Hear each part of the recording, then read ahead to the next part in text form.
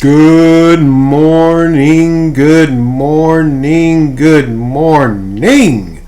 The sun is shining, the birds are chirping, and you are breathing.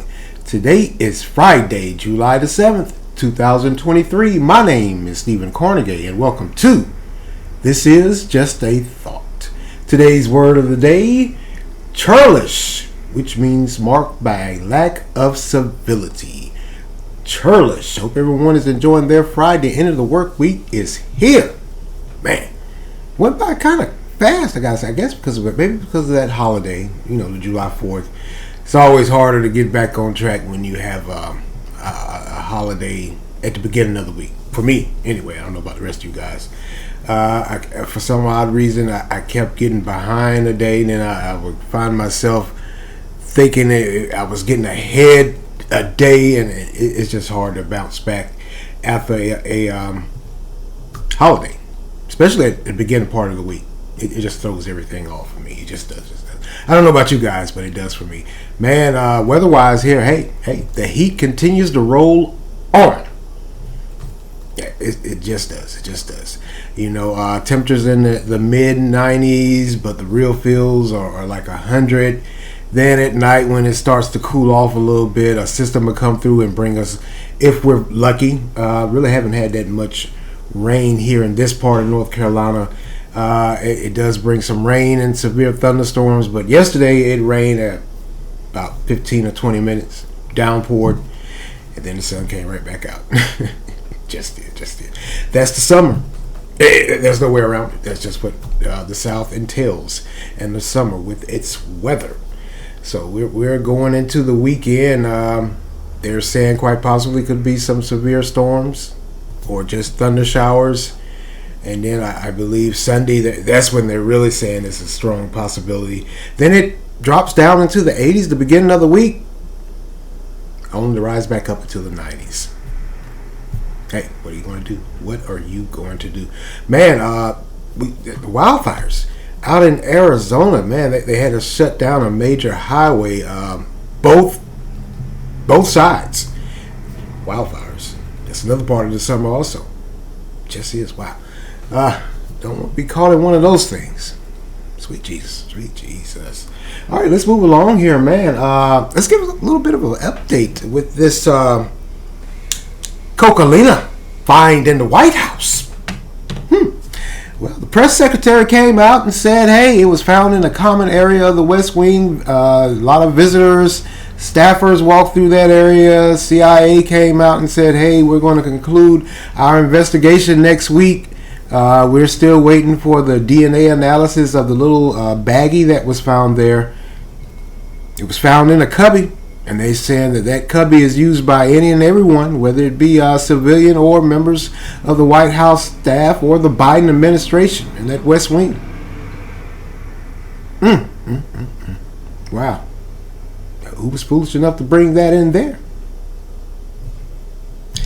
Jokingly, I asked, the last podcast, I asked who was using it in the White House. And the White House, I guess they're deflecting. They're saying, hey, that could be anyone that comes through here. Could have been someone coming through on a tour that dropped it in a cubby. I for one, I find it extremely amusing. And then, when I sit back and think about it, of course, I'm not trying to be one of these conspiracy nuts, but man, of course, those that are of the White House staff or the Biden administration, I should say, of course, they're not going to own up to it. And if by chance or happenstance it is one of them, we'll never know. That is a black eye to the administration. We'll never know. They'll shuffle it off to like I said, they'll shuffle it off to one of those White House staffers. Yeah, just say, hey, one of the lowly White House staffers, they had it. It was theirs. Or could have been someone coming through on a tour. They're not going to admit that someone in that administration is using. Still interesting. Very interesting. I can't honestly tell you if I've ever heard of anything like this. Maybe just maybe it has happened before. I've never heard of it. But hey, if some of you have heard of or can remember drugs being found in the White House or whatever, what have you, hey, get in the comment section. Let me know. Hey, I don't know everything. Wow. Somebody's using it in that damn White House. You want no civilians walking through on no damn tour. Could have been one of the White House staffers. But my money's on somebody in that Biden administration. Using. Hey, they're human. They're only human. What are you gonna do? They're human. Hey, maybe that's how they find their stress reliever or excitement, using cocaine. But why would you bring it to work? Just odd. Just odd. Just odd. It just is. Man, but the Biden administration, you know, they're continuing on with their push, saying the economy is growing slowly but surely. I believe President Biden was in South Carolina at some manufacturing plant, earlier this week, and he said, "Hey, the economy is moving along just fine." I don't want to ask him about the cocaine, by the way. I guess all those matters were referred to his press secretary. She came out and said, "Hey, it could have been any and everyone." CIA is pretty tight-lipped. Said they're going to finish their investigation up next week. I guess after they get the results of that DNA analysis from that bag. But yeah, President Biden, he's going around the country. He's taunting his economic plan, his economic package, improving the way of life for Americans and bringing jobs back. He's saying, hey, it's going along smoothly, not as fast as he would like, but hey, it is moving forward. Maybe it is. But you may have some problems brewing in the White House, buddy. Who's on your staff? Use it. A part of your administration. I shouldn't say staff, because the White House staff, those are the ones that work there. Like your servants, your cooks, your cleaners, or whatever, groundsmen, housekeeper, or what, butlers, or whatever you call them. I think it's somebody in that administration. I just do. I got a strong urging that's telling me it's somebody in that administration. I just do. I can't imagine anyone going on a White House tour bringing cocaine into the White House. Maybe it's a naivete on my part. Hey, maybe that's part of their thrill or excitement seeking. They wanted to take them a few bumps inside the White House, so they dropped the baggie or put it in the cubicle, cubbyhole. Maybe not. Who knows? It is amusing. It's amusing to me. It just is. And hey, we all know the woes and troubles for President Biden as it relates to his son Hunter Biden, who just got indicted, I believe, sometime a week or so ago, who admitted to cocaine use or crack use. Also had to admit that he had a gun in his possession, which is, I guess, where I've never heard that. Unless you have been convicted previously. But apparently there's a law in the books that says if you are an admitted drug user and you're in possession of a gun, that's a crime. I've never heard of it. But then, hey, like I tell you guys, you live every day to learn something new. Never heard of that before a day in my life. So we all know the woes with the President Biden. Son is an admitted drug addict. We see the pictures. Who am I to speculate? All right, let's move along here, man. Hey, I heard an odd story this morning. I don't know if you guys have heard it. We all know the Roman Coliseum. Over 2,000 years old, or 200, whatever. It's old. So apparently a tourist has been charged. He was found while he was visiting the Roman Coliseum. He was, they're saying he vandalized the Coliseum by carving his name into it, or was attempting to carve his name into it. Okay. But his response, it has thrown me. Because what he has came out and said, he has written a letter to the prosecutors. The case is still open, by the way. He's written a letter to the prosecutors. He said, hey, I apologize. It wasn't until after I was caught vandalizing and now I'm going through all these legal troubles that I realized the gravity of my mistake, pretty much. He's saying that he didn't understand the historical significance of the Coliseums. You were a tourist. You went to the Coliseum. How could you not know or understand the historical context or significance of that? I mean, they labeled you a tourist. The odd thing for me is, what did they do? What did you do? Just one day jump up and say, hey, I'm going to go to the Coliseum and carve my name into it? I mean, the simplicity of folks, still scratching my head trying to figure that one out, because I just can't fathom the notion that you got yourself up and decided to take a tour of the Coliseum and carve your name in it, and then when you're caught, you say, hey, I didn't realize the historical significance of it. You had to realize something. You knew it was a part of history. You took a tour. This thing wasn't built last year. I think you just got caught and you're trying to cover your tracks, but I don't know Italy's I know too much about Italy's judicial system or system of law, but I do know here in the United States, that old expression comes to mind, when you do something and you say, oh, I didn't know, and the judge or prosecutor is always saying, well, you know what, ignorance of the law is no excuse. Ignorance of not understanding or knowing the historical significance of the Roman Coliseum isn't an excuse. I think he just got caught out there. Like I said, there's no way in the world you can convince me that you randomly just decided to go to this Coliseum not knowing or understanding what the history of it and carve your name and then say, hey, I didn't know it was a historical landmark. I didn't understand the historical significance of it. Buddy, you just got caught. I mean, man, people are just, what in the world is going on with folks? I mean, to think that you would go to the Coliseum and start carving your name in it. I don't know. They didn't say if he was an American tourist. They didn't specify the nationality of him. But wherever you from, unless you've been up under a rock for however many years, can't convince me that you didn't know what you were doing and where you were at. You just can't. You just can't convince me of that.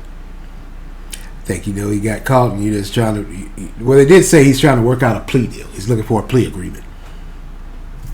So I guess that's how you start your plea agreement. Admitting you did something wrong and then saying, hey, I just didn't realize what it was. The historical significance. Okay, buddy. Let me know how that works out for you. Just let me know how that works out for you. The simplicity and foolishness of folks continues in this world. It just does. It continues. It just does. It just does. All right. Let's go get it. We're going to go get it a little early today. I got to go to work later on, so this will probably be a short one here. But if you guys listened to the last podcast, I told you about all the violence and mass shootings we've been having over the 4th of July holiday. Just did. And, from Baltimore to D.C. up to Philly. But the one that has caught my attention, and it's leaving me with so many questions, and ridicule too, I would really like to know and understand, the shooting in Philly. I know many of you have probably already heard about the shooting in Philly that killed 5 and injured 2. I believe it was 2 kids, a 2-year-old and a 13-year-old that were injured. They're still alive. They were shot in the legs. And the 5 adults that were killed that ranged in age from 20 to 59. Apparently, this 40-year-old man that at one point in time they called him a cross-dresser and said he was a cross-dresser, 40 years old, He was of the LGBTQ community and also an active member of Black Lives Matter. Went on a killing spree in his neighborhood. His reason? He said he wanted to clean his neighborhood up. But you walk down the street, just shooting a AR-15 style rifle, shooting at innocent people that were just going about their business. Because one of the victims that was killed, a young man, his mother said, hey, he just walked across the street to go to the store and he was coming back. He got caught in it. So he walked down the street as a member of Black Lives Matter, and they kind of the media has kind of hushed that up now. They're not saying anything about it. Same way they're not saying about the early report that he was a 40-year-old cross-dresser. He had some Facebook posts. He was supposedly cross-dressing. Everybody's hush about it now, and that's another reason why I don't jump on things right when it comes out. Because when I went back yesterday and this morning to read, all the major news outlets, they conveniently left those 2 points out. The LGBTQ community cross-dresser, and they left out that he was a member of the Black Lives Matter movement. Maybe some more investigation revealed that it was, because now they're just saying this 40-year-old man. So, you wanted to clean your neighborhood up. You had an AR-15 or 14 or whatever style rifle. You were found with a bulletproof vest on, multiple magazine clips inside of the vest. You had a 9mm handgun, and you had a police scanner. Because that's how you want to clean your neighborhood up. Go around killing randomly innocent folks, and a police scanner on you so you could hear when they were coming, so you could abscond. Now, his roommates had came out and said, hey, we've noticed within the past few months, and then they went to his Facebook post, we've noticed that he's been acting strange. He seemed a bit off. He's been walking around the apartment with the bulletproof vest on, and even walking around the apartment with the bulletproof vest on and that rifle. They're saying the rifle, by the way, and the handgun are ghost guns. Those are the guns you could just buy online and put together yourself. That's becoming a huge problem also. So I guess you don't have to register the gun. You just buy pieces and parts online and put it together the best way you can. So his roommates came out and said, hey, wait a minute, we got to say he has been acting off. He has been acting strange. He may have been having a mental moment. Here we go with this mental moment mess again. Yeah, I said what I said. Here we go with this mental moment mess again. Give it a rest, folks. I'm sorry. I'm not being a butt. But we all have issues in our own personal lives. And we don't go around and lose our minds and snap and start killing innocent folks, which is what this guy did. Told the police, hey, I want to clean my neighborhood up. He was armed to the T. The police apprehended him without incident, by the way, because they somehow, some way, when they got wind of where he was at, they actively pursued and engaged him in an alley, and he surrendered peacefully. Still trying to figure out and understand the mindset of folks when you have a problem, or whether you see that your community or the world is going in the opposite direction that you're not happy with. Instead of you doing something constructive and voicing your opinion, you decide to pick up a gun or guns and a bulletproof vest, multiple rounds of ammunition, magazines, and a police scanner, and just randomly go out in the evening and start shooting folks that are just minding their damn business. Then you shot those 2 kids. What were they a threat to?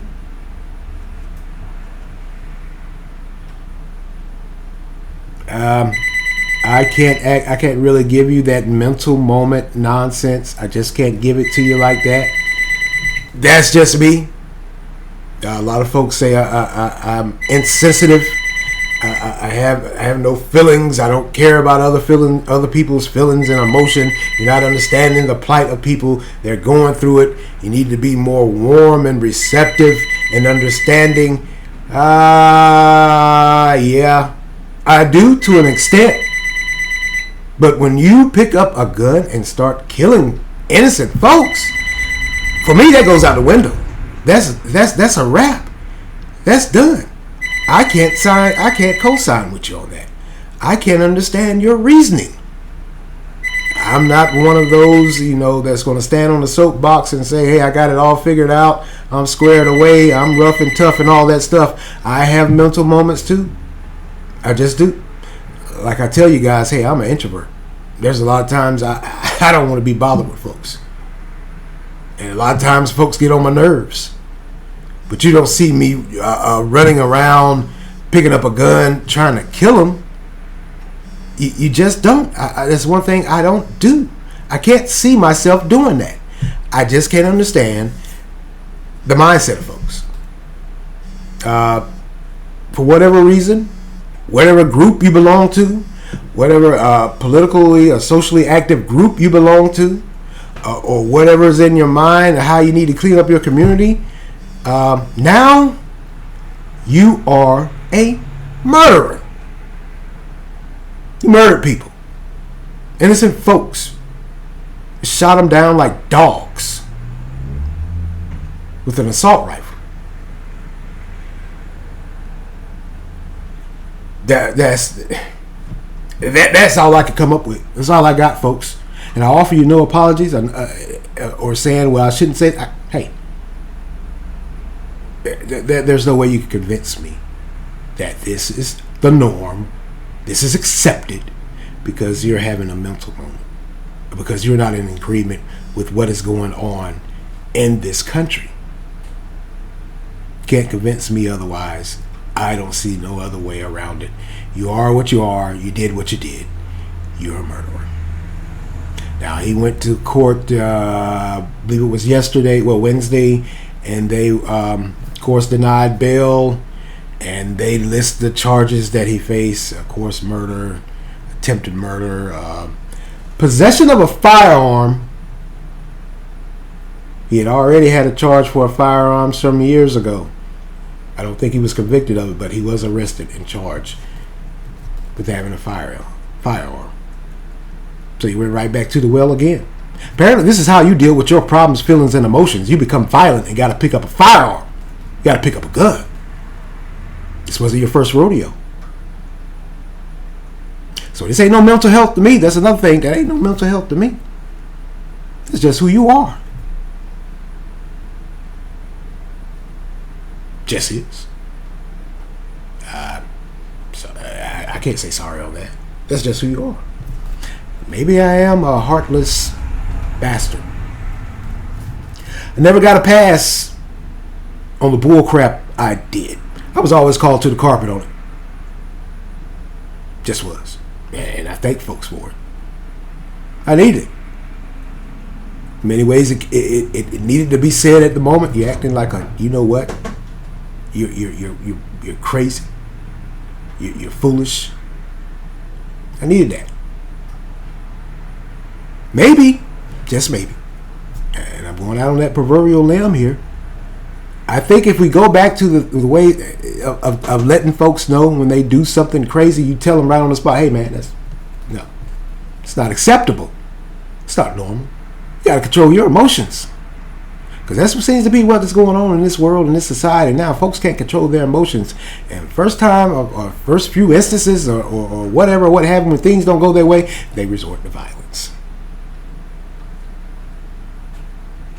There's no way in the world you can convince me that's the way to go.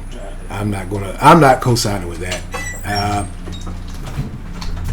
I know I'm black. And I'm supposed to, according to the new norm now, I'm supposed to be understanding and as a black man, you're supposed to know the plight and the mindset and the mental troubles of every black man, because you're all one and the same. No, the hell we aren't. We aren't all one and the same. We're all individual beings. Skin color, we're the same. But our way of thinking and our mindset is not the same. There's no way we can all be the same.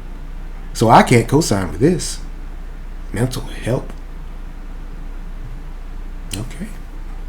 If that's the mantra or hashtag you guys want to use it. I won't be. Just sad. And why did you shoot those kids? What was that about? Why shoot those kids?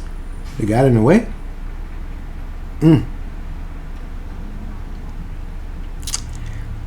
Nah, that's that's a no for me. That's a no. That's a huge no for me. It's buffoonish. And I don't participate in buffoonery. Never have, never will. I don't care how economically deprived I am. I don't care. Buffoonery is buffoonery to me. Ignorance is ignorance to me. I don't care about your skin color. I don't care about your sexual orientation. I don't care about the social group or fight or plight you're waging. Buffoonery is buffoonery. Just is. That made no sense. Maybe as time goes on, we'll get a clearer understanding of how he wanted to clean up his neighborhood, why he felt the need to clean it up.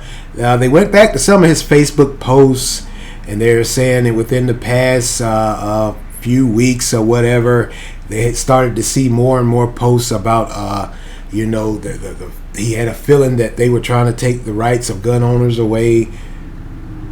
Isn't it an oxymoron? The LGBTQ community that they're now not talking about. You were an active member or participant in Black Lives Matter.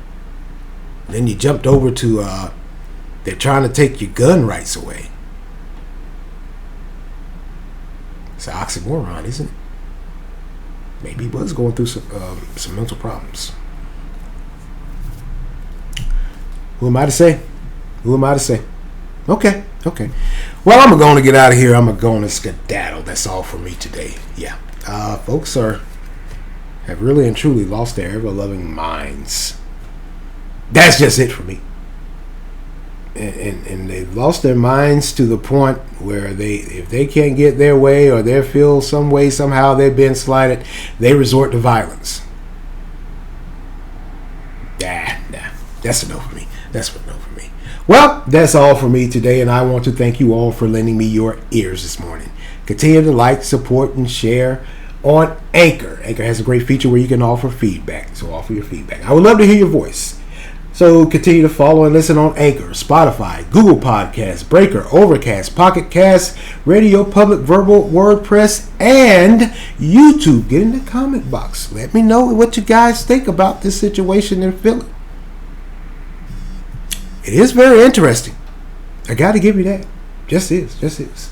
And as always, thank you for listening. My name is Stephen Carnegie for This Is Just a Thought. Amen.